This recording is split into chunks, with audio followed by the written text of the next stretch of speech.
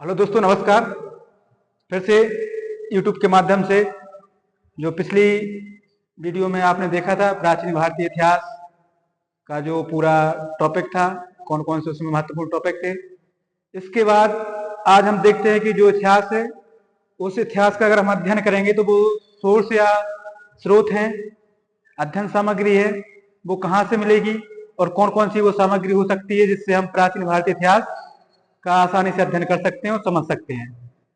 तो सबसे पहले बात आती है कि जो भारतवर्ष का प्राचीन इतिहास है वो अत्यंत गौरवपूर्ण रहा है, परंतु दुर्भाग्यवश हमें अपने प्राचीन इतिहास के पुनर्निर्माण संबंधी दस्तावेज उपलब्ध नहीं हो सके हैं।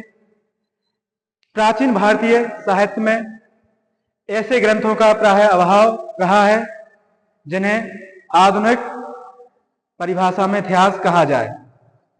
यह सत्य है कि हमारे यहाँ हेरोडोटस, यूथिडाइडस, लिबी जैसे प्राचीन इतिहासकार जो यूनान, रोम आदि में हुए थे, उत्पन्न नहीं हुए हैं। इसी कारण पाश्चात्य विद्वानों ने यह आरोपित किया है कि भारतीय विद्वानों में इतिहास लेखन संबंधी अभाव था, किंतु भारतीय विद्वानों पर यह आरोप जो लगाया गया है वो सत्य से परे है। वास्तविकता तो यह है कि प्राचीन भारतीय ने जो इतिहास लेखन कार्य किया है उसमें उनका दृष्टिकोण ना कि सम्राट, राजाओं आदि के उत्थान पतन आदि संबंधी बातें ना रख करके उन्होंने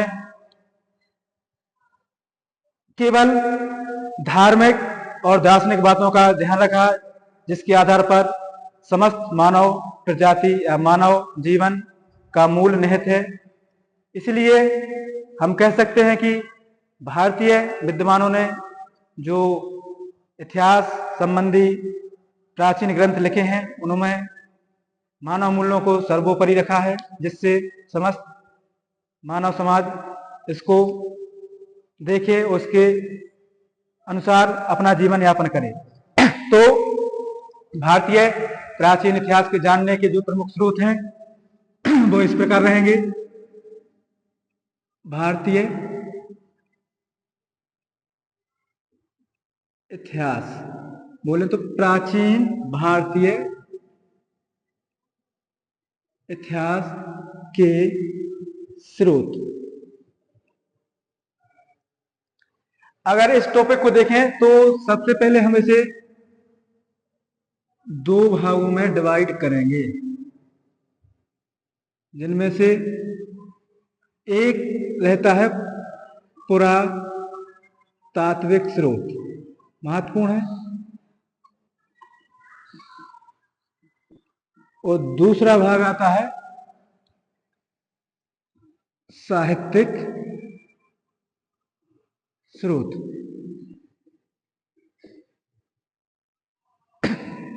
अब बात करते हैं कि पुरातात्विक स्रोत। तो पुरातात्विक स्रोत के अंतर्गत हम मुख्यतः कुछ महत्वपूर्ण स्रोत हैं जिनको हम रख सकते हैं, जिनके आधार पर हम पुरातात्विक जानकारी इकट्ठी कर सकते हैं जो प्राचीन भारत के अध्ययन में सहायक हो सकती है। जैसे अगर बात की जाए तो सबसे पहले इसमें अभिलेख महत्वपूर्ण रहते हैं, शिलालेख भी कह सकते हैं। इसके अलावा स्मारक एवं भवन, स्थापित कला के अंतर्गत स्मारक एवं भवन। इसके बाद बात करते हैं तो सिक्के महत्वपूर्ण जानकारी हमें प्राचीन भारतीय इतिहास की दे सकते हैं। जो मूर्तियां उस समय काल की हैं उनका अध्ययन करके उनकी जानकारी इकट्ठी करके हम अपने प्राचीन भारतीय इतिहास की सामग्री इकट्ठी कर सकते हैं।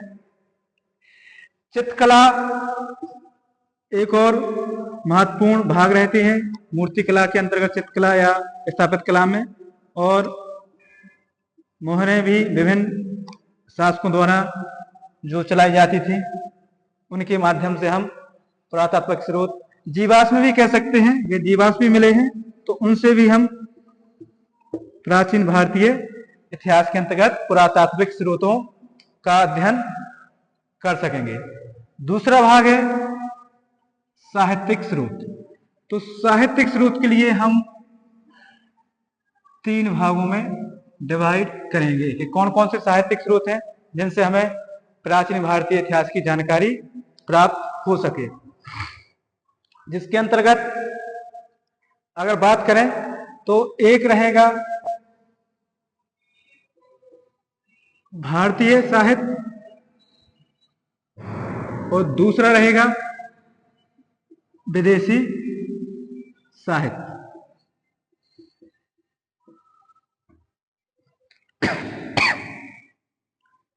प्राचीन साहित्य के अंतर्गत हम 3 भागों में डिवाइड करेंगे और 3 भागों में इसकी सामग्री उपलब्ध है जिनका अध्ययन हम कर सकते हैं। सबसे पहले हम देखते हैं धार्मिक साहित्य,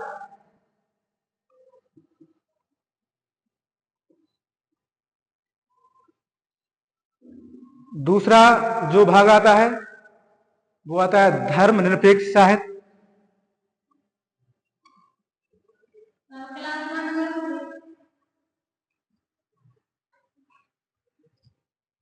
तीसरा आता है संगम साहित्य।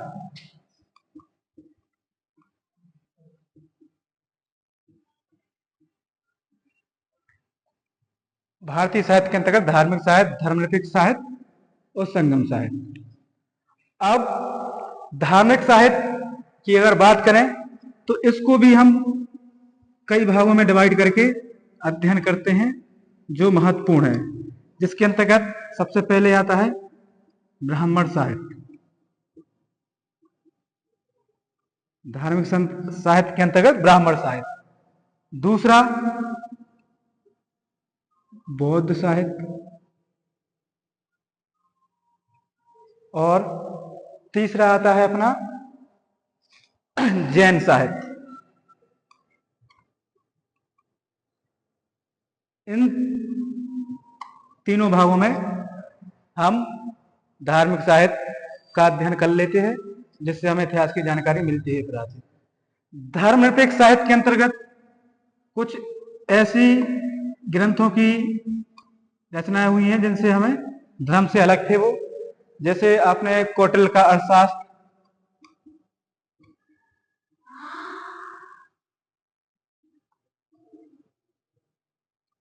इसके अलावा और विभिन्न ऐसी कल्लड़ की राज तरंगिणी, मुद्रा राक्षस,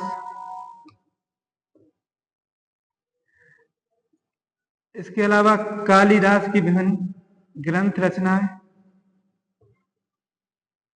अभिज्ञान शाकुंतलम, कुमार संभव, ऋतु संहार आदि, बाणभट्ट का हर्षचरित,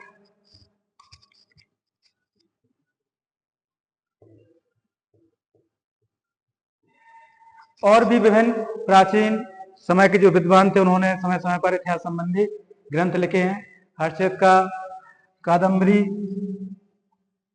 हर्ष का कादम्बरी भी इसके अंतर्गत महत्वपूर्ण दस्तावेज है। संगम साहित्य में ये दक्षिण भारत का साहित्यिक स्रोत है जिससे हमें दक्षिण भारत की जानकारी मिलती है। अगर बात की जाए विदेशी साहित्य में तो इसमें भी हम 3 भागों में डिवाइड करते हैं और सबसे पहले यूनान, चीनी और अरबी,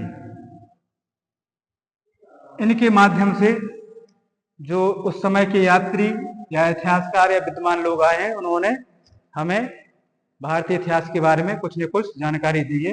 उसका अध्ययन करके हम भारतीय इतिहास की जानकारी प्राप्त कर सकते हैं। बात करते हैं ब्राह्मण साहित्य के अंतर्गत, तो इसके महत्वपूर्ण टॉपिक हैं, महत्वपूर्ण ग्रंथ हैं जिनके अंतर्गत सबसे पहले अगर हम बात करें तो वेद, उपवेद, ब्राह्मण, आरण्यक, उपनिषद, पुराण, स्मृतियां,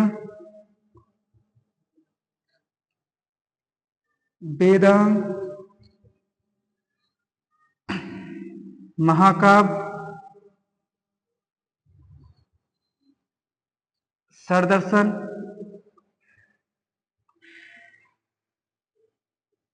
आदि और भी ऐसे धार्मिक और साहित्य संबंधी ग्रंथ उपलब्ध हैं जिनसे हम प्राचीन भारतीय इतिहास की जानकारी प्राप्त कर सकते हैं।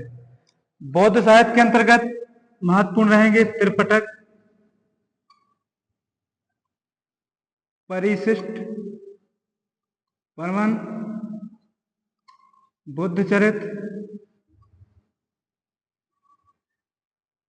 बद्धबाहुचरित और भी ऐसे कई ग्रंथ हैं जिनसे हम जानकारी इकट्ठी करेंगे। भगवती सूत्र जैसे कल्प सूत्र है,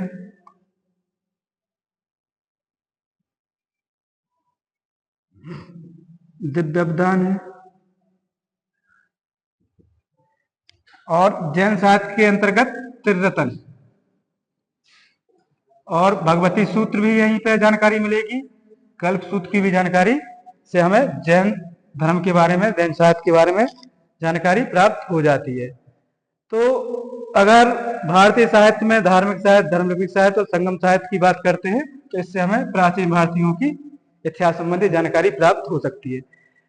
अगर यूनान की बात की, रोम की बात की, तो यहाँ से कई विदेशी विद्वान आए हैं जिन्होंने भारत संबंधी ऐसी ऐसी बातें दी हैं जिससे हमें प्राचीन भारत के बारे में जानकारी मिलती है। जैसे आपने देखा होगा मेगास्थनीज महत्वपूर्ण है, हेरोडोटस पहले था, इसके अलावा यूथीमिडस, लीवी आदि विद्वान है जो चलते रहते हैं। ठीक है। चीनी साहित्य में आपने देखा है फायान, हैंसुएंग, इत्सिंग, इनको आपने कई बार सुना है, इनके इतिहास संबंधी विवरण भी देखे हैं। अरबी साहित्य में भी कई ऐसे यात्री आए हैं जिन्होंने भारत संबंधी अपने अपने विवरण दिए हैं, जैसे सुलेमान अल मसूदी आदि, अब्दुल रज्जाक, ऐसे तमाम यात्री हैं जो उस समय कंडीशन में भारत में आए और भारतीय सीमा में रहकर उन्होंने भारतों के बारे में जानकारी दी है। तो अगर हम इन सभी स्रोतों का अच्छे से अध्ययन करते हैं तो हमें प्राचीन भारतीय इतिहास के स्रोतों के से संपूर्ण प्राचीन भारतीयों की जानकारी मिल सकती है कि कैसा अपना प्राचीन भारत था। तो इस भाग में आपने केवल स्रोतों को समझा, जाना, पहचाना कौन कौन स्रोत है। नेक्स्ट भाग में हम एक एक करके इन स्रोतों के बारे में विस्तृत जानकारी आपको देंगे। अगर चैनल आपको पसंद आए और आपको ज्ञान के लिए उपयोगी साबित हो तो इसको जरूर लाइक करें, शेयर करें, कमेंट्स भी करें साथ साथ, जिससे हम और भी अच्छी अच्छी वीडियो आपके सामने इन टॉपिक पर बनाते रहें और आपके लिए जो लाभदायक सिद्ध हो सके। धन्यवाद।